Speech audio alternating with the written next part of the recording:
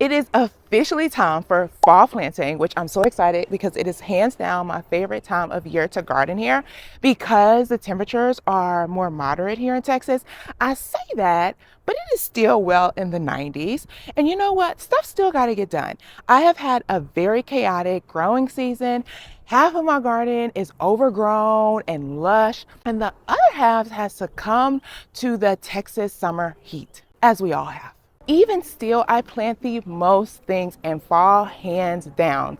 That's because I have a really long growing season and I'm still able to plant the warmer season crops like my tomatoes and peppers, but also introduce my cooler season crops, so brassicas, so things like cabbage, broccoli, as well as root crops. So I'm gonna bring y'all along the way and show y'all the real deal, like the state of the state. Like, it ain't pretty. I'll show you how I clear things out, how I replenish things, as well as bring y'all along and show you each of the varieties of plants that I plant for fall. And then at the end, I'll show you the transformation and how it all comes together. And shout out to my friend Whitney, who was so thoughtful. She knows it's hot out here and I really be struggling. And so she bought me one of those like solar fan hats. Do I look crazy? Absolutely, but crazy cool.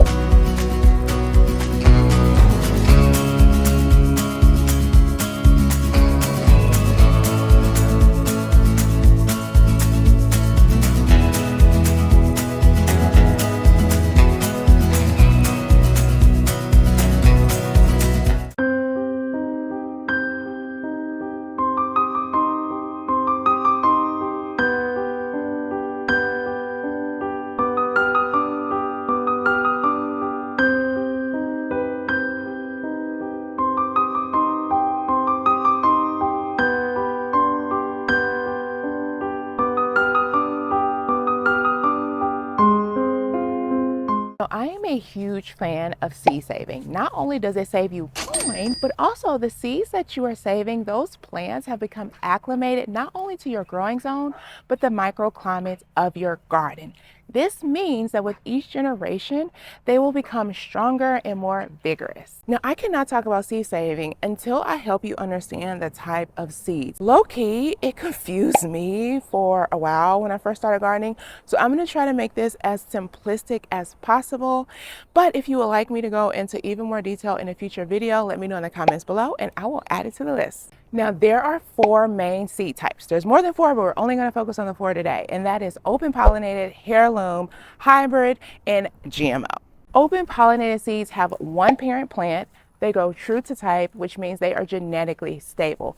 This means if you plant seeds from an open pollinated plant, the resulting plants will be that of the variety you initially planted. They're also pollinated by means like the wind and insects. Heirloom seeds are a type of open pollinated seed, which means they are genetically stable, grow true to type. There's one parent plant. However, they have been passed down from generation to generation at least 50 times. In other words, they have been in the game quite a while, have built up legacy, so put some respect on their name. Hybrid seeds, however, are seeds that are the result of cross-pollination between 2 varieties of plants. Hybrid seeds should not be confused with GMO. They simply mean that 2 varieties of plants were required to produce that seed.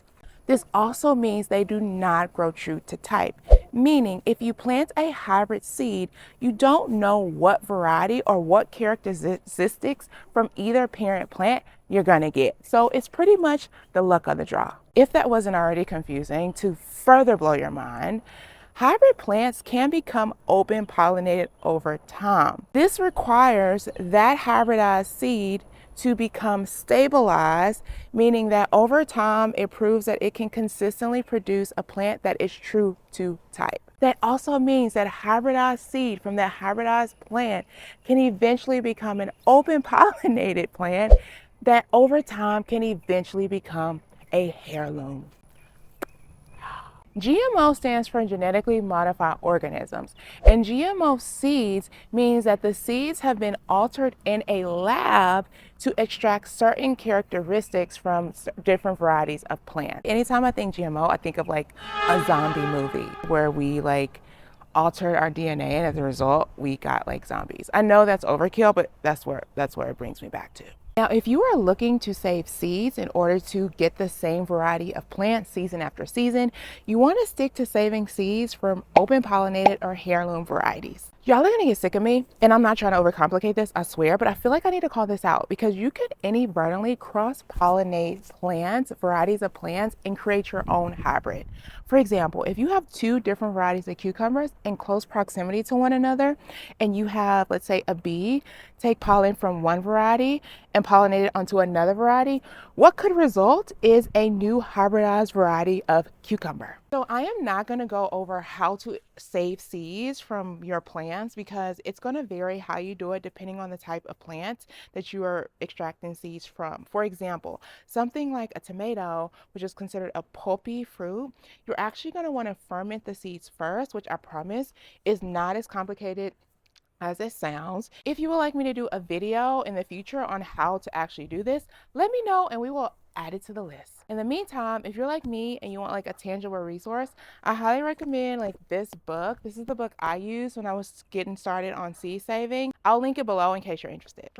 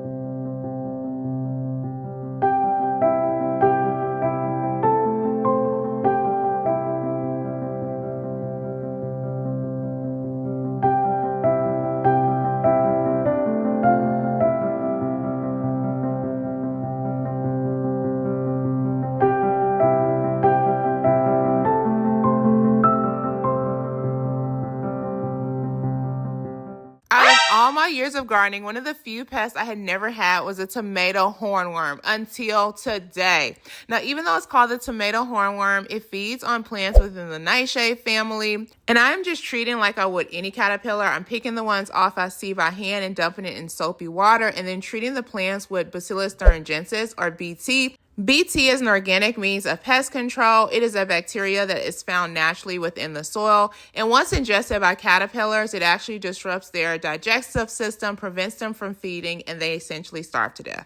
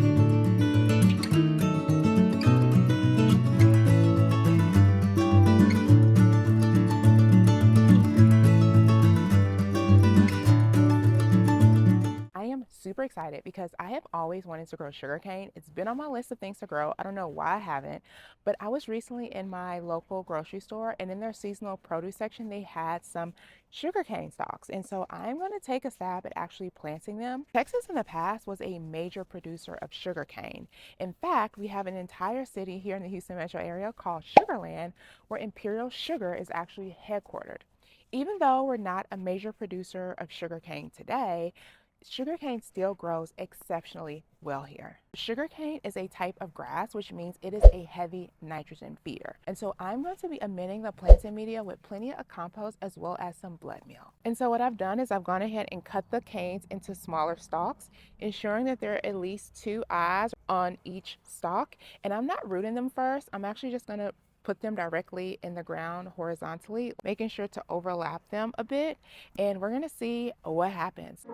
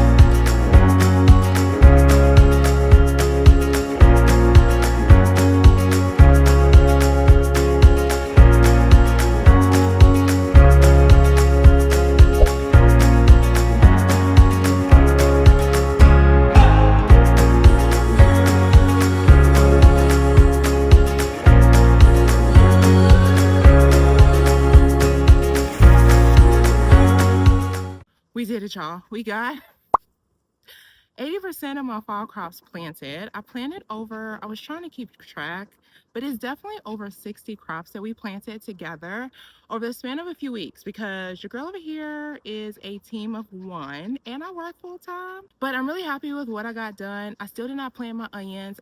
They're not ready, so I'll probably plant them next month. Also, I wanted to take the time to say thank y'all. Like, it's been so busy, but I officially hit 10,000 subscribers. This is crazy because when I initially started this channel at the end of January of this year, my goal was just to get to 5,000 subscribers by the end of the year, and I have doubled that, and the year's still not over. And I am so grateful to you all that watch my videos and engage and comment. It means the world to me. This is definitely my outlet, so thank you all so much. And so I've actually had several of you all reach out about gardening consultations, which I never thought that would be something people wanted. But yeah, several of you all have emailed me. So I have officially set that up where I will be offering virtual gardening consultations for people anywhere in the world. And then if you're in the Houston metro area, you can sign up to apply for an in-person gardening consultations. And so I will leave the link to that below. And because it's been a span of a few weeks since I first started this journey, you'll notice that quite a bit of my plants have grown quite a bit, and you'll see things are at different stages of growth because some things I just finished planting like a few minutes ago, and some I planted a few weeks ago. But until next time, y'all already know the deal. Don't forget to like, subscribe, and hit that bell. And remember, every black thumb ripens to green, and it all just starts with a seed.